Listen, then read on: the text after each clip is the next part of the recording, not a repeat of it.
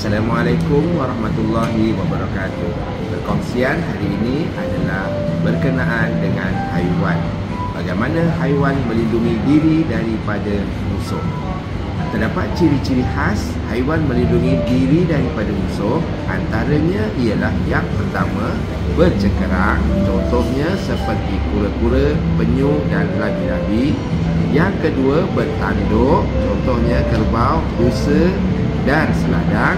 Yang ketiga, bersisik keras seperti ular. Seterusnya ialah berbisa seperti kalajengking, lebah dan ular.